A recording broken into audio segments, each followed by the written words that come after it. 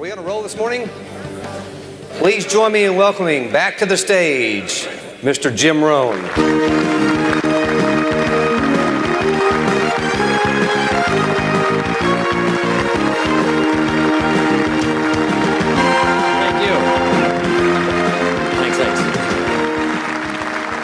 All right, it's a long ways up here from the back.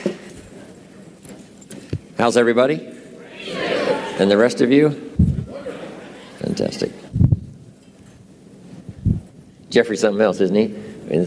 He's good. He is good. Okay, let's go to work. We've got a lot to do to finish out the day, and we want to get in a few things before we have our lunch break. So we're just going to go right to work. When I met Mr. Shove, and by the way, thanks to all those unique speakers who came along yesterday, Zig, and today, it was just fantastic having Bill Bailey and everybody else come by and make a contribution. I appreciate it very much. It's exciting for me. Who would have thought the farm kid from Idaho would have such incredible friends, you know, gifted people who know how to share, and then to have all you come by, ambassadors of personal development, changing your life, setting goals, growing, developing leadership skills, affecting other people's lives. Here's one of the greatest things to develop in your lifetime, and that's influence. You know, it starts with our family if you start having children, but it also starts in school, teaching your kids to be influential, to try to persuade, you know, others to do the right thing, go the right direction, read the right books, you know, forget the temptations that might take you the wrong direction. Ambassadors of good thinking, ambassadors of, you know, positiveness, ambassadors of virtue, ambassadors of, you know, building your life, laying the foundation for things to come. Ambassadors of developing purpose, objectives, ambassadors of citizenship, community, team spirit. If children can start early, not just being themselves, but lending their influence on the positive side, that's the key. By helping others, we help ourselves. There's an ancient phrase, here's what it says: if you try to save your life, you will lose it. But if you will lose your life, meaning if you will invest your life, that's the best way to save it and to multiply it many times over. So you do me the greatest honor here by coming and letting me invest a piece of my life into your life. So here's the phrase: investing life into life has the potential of creating miracles. Investing life into life. Investing life into life creates a new baby. But investing life into life with ideas, information, association, influence can create enterprise, can create a corporation, can create a business, can create a movement, can create something that benefits many more people than just those few that might have invested in each other's lives. So this is the grand opportunity for me. It's why I'm here, really, to make another investment. And I do it gladly. And yes, you know, air travel is a little difficult, and, you know, by the time you stand in line and pack your bags and check into the hotel and check out, traveling around the world is really hard work. For me, lecturing is easy. I call it work so that I get paid, you know. So, but this is the easy part. Really, traveling is the difficult part. Trying to get somewhere. I love to be there, but, you know, getting there is takes a push, and you have to exert, you know, some good effort and positive thinking and everything else, right, to finally get where you're supposed to be. So that's the hard work. But now, you know, getting here now and having the opportunity for a couple of days, 2 or 3 days, to invest in other people's lives, you know, that's a unique opportunity. So that should be one of your goals, is to be valuable enough to invest in somebody else's life, starting first if you're married with your children, and then invest in each other. Marriage and friendship, these associations are a chance to invest in each other. a business enterprise. Bill Bailey and I have been involved in other enterprises, but the enterprise, fortunately was successful, and we had a chance to affect a lot of other people's lives. But guess what happened over those years, and which continues to today? We continue to invest in each other. I come up with a great idea, I get on the phone, I call him. He comes up with a book he's read, just said, this is a masterpiece, you've got to read it. So we have this chance to invest each other. And while we walk the farm country of Kentucky, we invest in each other. We walk the beaches of California. He helped me design a little cassette. Here's what it's called, How to Kick the Worry Habit. And Bill Bailey helped me to put that together. We'd walk the beach, and he has a habit of grabbing your arm when you're walking and talking. So he would grab my arm until this one would get sore, and then we'd trade places so he could, grab the other arm for a while we're walking and talking. But a chance to contribute to each other. And what I share with him, he shares with others, and what he shares with me, I share with you and others around the world. That contribution of sharing with each other, being influential, leadership, making a contribution to someone's life that no telling how far it may go from the time it starts. So I'm just delighted to be here. Thanks to all of those who have made a contribution. We're going to have lunch in just a few minutes, but let's get started on goal setting. If you're ready, let's say I'm ready. Ready. Does anybody have 5 pages of notes already from this weekend session? Wonderful, wonderful. A man showed me notes one time that he took 23 years earlier. And he said, Mr. Rohn, I took these notes 23 years ago. Now I want you to sign them. So I finally signed his notes after 23 years. He said, I've used them to build my business and my personal life. It's just been fantastic. And he said, when I took these notes, I was 18 years old. Incredible. So make this note now. You never know who's in the audience. He was 18 years old, just a teenager. We shouldn't say just a teenager. He was a teenager. So you don't know who's out there that's going to make an impact on the world, that's going to do extraordinary things. So here's what you must always do. Always be sincere and always do your best, no matter who you talk to, because you just don't know.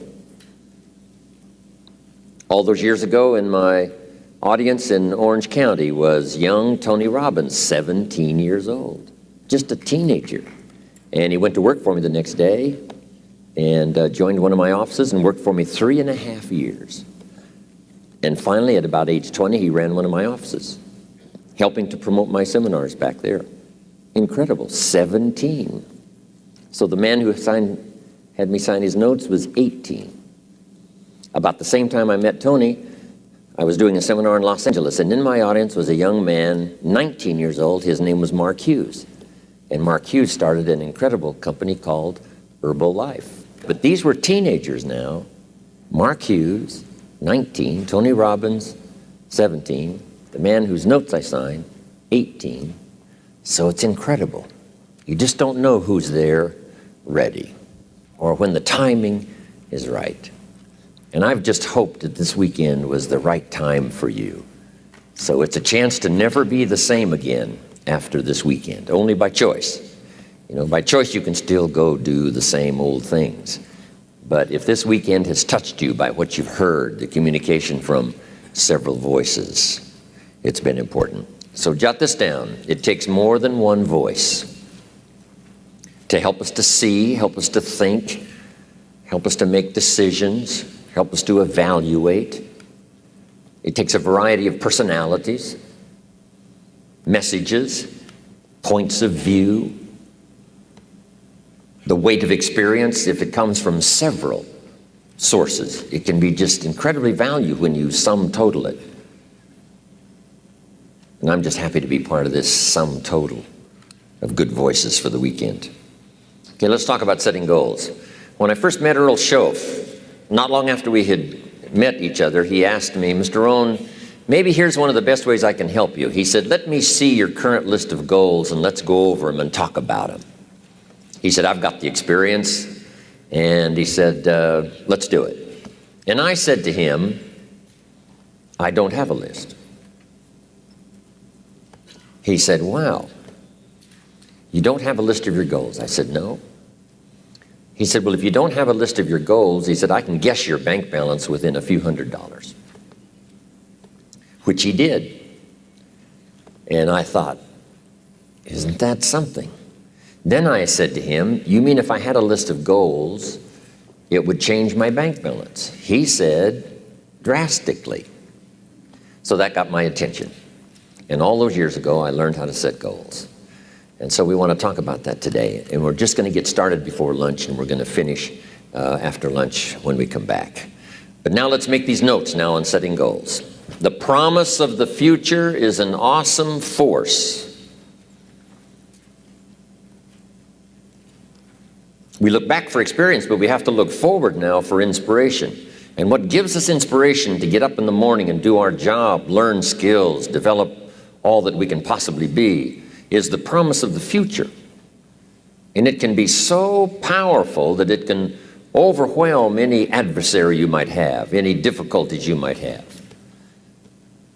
Here's a key phrase: reasons make the difference in how your life works out.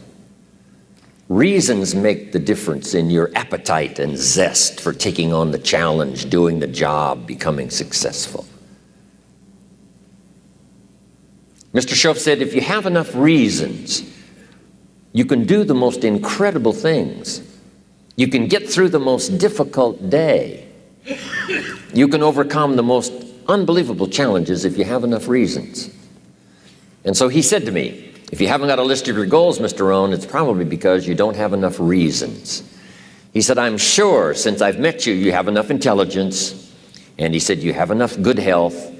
And he said, you have, all of those things working for you. But here's what you must work on now is to have enough reasons. Looking into the future, developing reasons. Okay. So now make these notes. We're primarily affected by 5 things. Number 1 is the environment, the political environment, the social environment, the physical environment.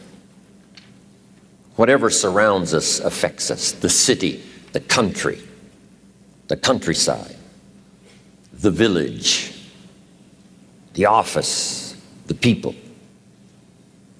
We're constantly affected and shaped by our reaction and decision making. A lot of it depends on the environment. And for the physical environment, we all need to pay attention to that. Make every contribution you can. It's one little small planet. Remember those first pictures from space, looking back on Earth? It looked so fragile. It looked so small. We thought, wow, so many people live there.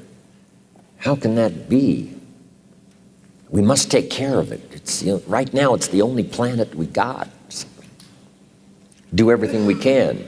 My mama taught me those little things, right? Pick up, don't leave your trash. A little thing like, I remember I got a toothpick once at the cafe, and I took the little cellophane off the toothpick and I just dropped it on the floor.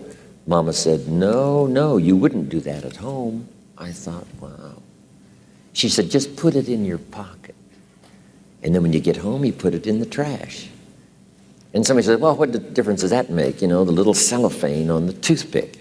Here's what makes the difference, the habit. And the habit makes the difference primarily for you. Now, yes, it makes a contribution, and a little small contribution by not leaving trash. But here's what it does mostly. Give you the incredible feeling of self-worth because you have good habits. That's the deal. The habit of turning out the lights when you're finished with your hotel room. You leave the hotel room, turn out the lights. It just makes a small contribution, but what if everybody did it? I'm telling you, the energy requirements would be less. You say, well, the hotel gets the benefit. Hey, it doesn't matter to you who gets the benefit. Guess what's the greatest benefit? Being a person of unique habits. Habits that not only, make you perform as far as skills are concerned, but habits that make you feel good about yourself. And then sometimes we get the question, why do it? And I got the best answer to that. Why not do it? If it's so easy to do, why not do all the easy things that make a contribution? And who knows what the total contribution could be if we all did it. But even if everybody doesn't, if you do it, and if I do it, It just makes us better human beings. It makes us feel better about ourselves. And if I know you do it, it makes me feel better about you. And if you know I do it, I think it makes you feel better about me. Say, wow, this man was taught some good things when he was growing up. I did a little television series not long ago, and here was the title of the talk, Things My Mother Taught Me. It was kind of interesting.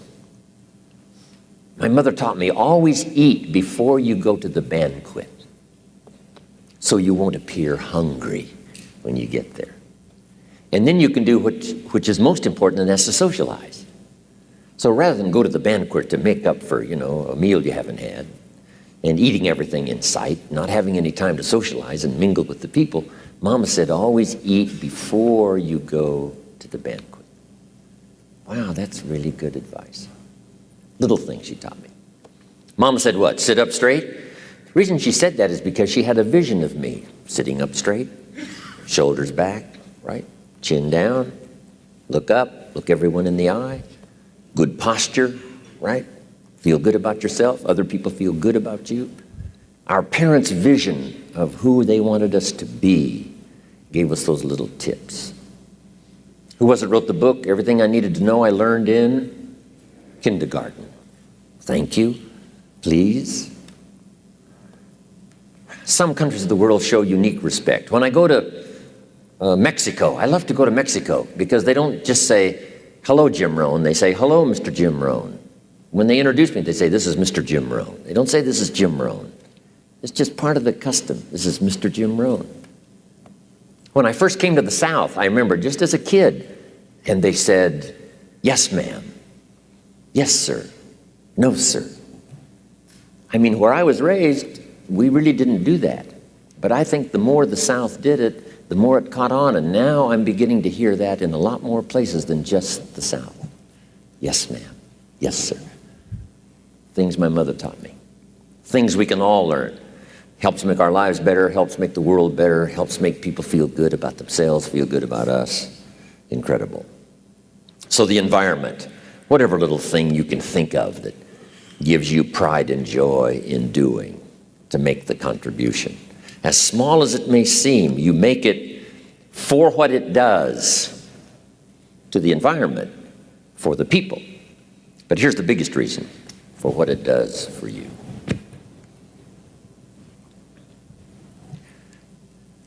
I want to be the best I can possibly be at delivering the message of good words.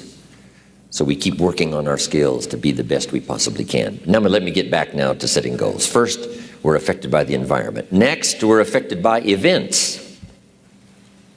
Some events affect us all. Some affect the world regionally, nationally, or by the state or by the community. But some events affect us all. How many of you go back to the Cuban Missile Crisis? How many of you go back that far? Go ahead, admit it. This is okay. You're among friends here. Okay, quite a few of you. The Cuban Missile Crisis, that was an event that affected the whole world. It was unbelievable. U.S. government finally wakes up one day and finds out that Khrushchev's got his missiles on the way to Cuba, and the sites are already prepared. So Kennedy calls Khrushchev and says, Nikita, you cannot put your missiles in Cuba. And John Kennedy hadn't been president very long, so this was a unique occasion for the young president. Nikita Khrushchev says, young Kennedy, this is Nikita Khrushchev. I'm from Russia, and I promise you, sir, we will put our missiles wherever we please. Now people are starting to dig their bomb shelters, right, in the backyard. Things are starting to happen. Next call. John Kennedy calls, Mr. Chairman, Mr. Khrushchev, you cannot put your missiles 90 miles from Florida. That's impossible. Mr. Khrushchev says, well, young president, I must inform you, the ships are already on the way. Wow. Now we're getting nervous. Next call. John Kennedy calls Mr. Khrushchev and says, "Mr. Chairman, I promise you, sir, this is such a serious matter, we will not let your ships arrive." Whoa. Khrushchev calls Kennedy, said, "Mr. Kennedy, you must think this over, because if you mess with our ships and stop them on the way, it means war." Last call. Kennedy says, "Mr. Khrushchev, I must assure you, sir, and this is for your sober consideration, if it is war, Russia will cease to exist. There won't be any more Russia." Last call. Dean Rusk, Secretary of State at the time, put it, I think, very well. He said, "Kennedy and Khrushchev were staring at each other, and fortunately, Khrushchev blinked and decided he better take his missiles and go back home." And so ended the missile crisis. But it was tense times. I mean, we were having exercises we went through in school, right? Getting under the desk and hiding somewhere. Those were tough times. So some events affect us all.